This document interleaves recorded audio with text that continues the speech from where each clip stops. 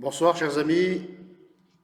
Alors, nous sommes aujourd'hui à notre deuxième jour de la semaine pour la prière du soir sur notre chaîne YouTube EPUB Namur.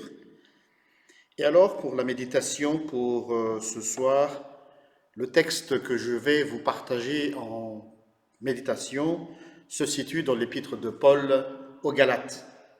Galates chapitre 3, les versets 23 à 29. Galates chapitre 3, versets 23 à 29, que je vais lire au nom de Jésus. Avant que vienne le temps de la foi, la loi nous gardait prisonniers en attendant que cette foi soit révélée. Ainsi, la loi a été notre surveillant jusqu'à ce que vienne le Christ, afin que nous soyons rendus justes devant Dieu par la foi. Maintenant que le temps de la foi est venu, nous ne dépendons plus de ce surveillant. Car c'est par la foi que vous êtes fils de Dieu dans l'union avec Jésus-Christ. Vous tous, en effet, avez été baptisés pour être unis au Christ et vous vous êtes ainsi revêtus de la condition nouvelle qui est dans le Christ. Il n'y a donc pas de différence entre les Juifs et les non-Juifs, entre les esclaves et les hommes libres, entre les hommes et les femmes. Vous êtes tous un dans l'union avec Jésus-Christ. Si vous appartenez au Christ, vous êtes alors les descendants d'Abraham et vous recevrez les biens que Dieu a promis. Amen. Nous connaissons tous l'expression « l'habit ne fait pas le moine » ou aussi « l'apparence est trompeuse ». Par contre, ici, le texte nous parle d'un revêtement. Si nous sommes revêtus du Christ comme un tissu, alors nous sommes justifiés. L'image de la justification est illustrée par ce vêtement. Dans la tradition de l'Église primitive, d'ailleurs certaines églises le font encore aujourd'hui, la pratique, une fois que la personne sort de l'eau du baptême, alors on leur donne un tissu blanc. C'est un symbole, un signe pour dire que tu es devenu un enfant de Dieu. Mais l'image avec ce tissu qu'on nous met dessus, il y a aussi cette image de, comment on va dire, que tu es sous couvert, sous la couverture du Christ, et que ta nudité ne se montre pas. Être sous couvert de la justification de Dieu. D'où notre thématique de ce soir, l'immunité divine, qui dit mieux. Nous recevons cette immunité céleste qui nous rend justes devant Dieu. Nous ne sommes pas justes devant la société, devant nos voisins. Peut-être que monsieur et madame, tout le monde voient les détails de nos défauts et nos erreurs et nos imperfections, certes, et ils ont raison. Mais ce qui importe, quel est le regard que Dieu porte sur nous? Sommes-nous justifiés devant lui? Ou essayons-nous de justifier devant Dieu? Je pense que c'est le deuxième cas qui est problématique. Donc, mon appel ce soir, ne vous tracassez pas de ce que pensent les autres sur vous. Je dirais c'est plutôt secondaire. Mais la priorité, qu'est-ce que Dieu pense de toi? Comment il te voit? Il est vrai que tu es pauvre pécheur, que Dieu sait tout sur toi, ton passé, ton présent, et même ce que tu appelles ton jardin secret dans ta vie de tous les jours. Mais quand le Seigneur, quand le Père te regarde, il voit qui? Celui qui a revêtu le Christ. Cela implique, quand le Père te regarde, il ne te voit plus toi, mais il voit son Fils. Et d'ailleurs, c'est pour cette raison, quand nous nous adressons au Père au nom de Jésus. Ce n'est pas juste une formule liturgique que nous prononçons pour bien faire la chose, mais c'est notre laissez-passer. Quand nous nous présentons devant le trône de Dieu dans la salle du trône, nous nous présentons en tant que frères ou sœurs de Jésus-Christ. Sinon, nous ne pouvons pas passer.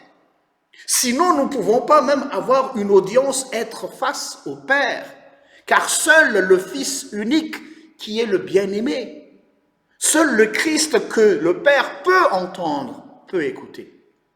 Et c'est avec cette immunité divine-là que nous nous présentons devant Dieu et que nous osons formuler nos prières et nos requêtes. Donc, rappelle-toi, à chaque fois quand tu pries, à chaque fois que tu reçois une réponse à ta prière, c'est pas parce que tu as bien fait, c'est pas parce que tu as suivi toutes les procédures liturgiques ou les procédures spirituelles qu'il fallait faire, s'agenouiller, lever la main, pleurer ou peu importe tout ce que tu as comme d'habitude, mais c'est parce que le Christ t'a donné son immunité. Et c'est cette immunité-là qui nous rend justes devant Dieu. Oui, nous ne sommes pas justes, mais nous sommes justifiés. Et donc à chaque fois quand nous nous présentons devant Dieu, c'est avec assurance parce que nous sommes revêtus par le Christ à partir du jour où nous avons été baptisés. Et c'est pour cette raison que le baptême est capital, chers amis. Ce n'est pas juste un signe, ce n'est pas juste un symbole. Le baptême, c'est le moment où Dieu, le Père, nous a accordé son immunité divine. Cette immunité, nous pouvons la bénéficier grâce à Jésus-Christ. Et donc, à chaque instant, nous pouvons nous présenter devant le Père avec cette immunité que le Christ nous a donnée. Mais encore, il y a une autre chose plus importante que tout cela. Quand le jour viendra où nous devions quitter cette terre, ce monde terrestre, et que nous allons nous présenter devant Dieu, que nous appelons le jugement de Dieu, peu importe l'appellation que nous donnons à cet événement-là, il n'y aura pas de jugement comme au tribunal où tu dois te justifier, raconter ce que tu as fait. Ça, c'est une idée que les gens ont construit à base de films ou de croyances populaires. Mais quand tu seras devant Dieu le jour où tu quitteras ce monde, la seule chose qu'il faudra avoir en tête, est-ce que tu en fais partie du clan du Christ? Dieu ne va pas te demander qu'est-ce que tu as fait pendant ta vie terrestre. Il se peut que je n'ai pas pu faire plus que les autres. Mais est-ce que j'appartiens à Christ? Est-ce que je suis revêtu de ce tissu que le Christ m'a donné le jour de mon baptême, c'est-à-dire sa justification, le pardon? C'est très important, chers amis. Et c'est pour cette raison-là que je vous dis aujourd'hui, gardons notre cap vers le Christ et que cette immunité divine vous préserve, vous garde dans le nom de Jésus-Christ. Amen. Prions. Père éternel, nous te louons, nous te glorifions pour ta parole. Merci parce que tu nous as démontré encore ce soir que nous sommes sous ta couverture. Une couverture très importante parce que grâce à cette couverture divine, cette immunité céleste, que nous pouvons déjà nous présenter devant toi dans nos prières, dans notre intimité spirituelle tous les jours. À chaque fois que nous nous adressons à toi, nous venons à toi avec assurance grâce à ton Fils Jésus-Christ. Autre chose aussi, nous pouvons être sûrs aussi de notre salut éternel grâce à cette justification que tu nous as revêtus au baptême. Seigneur, garde jalousement cette immunité que tu nous donnes et que nous la veillons vraiment telle que comme le prunelle de nos yeux. Ceux qui hésitent encore, ceux qui doutent, ceux qui ne sont pas sûrs de leur salut, Seigneur, ce soir, j'aimerais que tu les rassures, qu'ils ne soient pas dans l'anxiété, qu'ils ne soient pas dans le doute, que le diable essaie toujours de nous déstabiliser. Mais le baptême que tu nous as donné, le oui que tu as prononcé, oui, j'accepte de l'adopter comme mon fils, est un oui pour toujours et qui dure éternellement. C'est pour cela que nous te glorifions, Nous te louons pour cette grâce immense et rappelle-nous, surtout dans les moments de doute, d'incertitude, pour cette immunité divine. Au nom de notre Seigneur Jésus. Amen.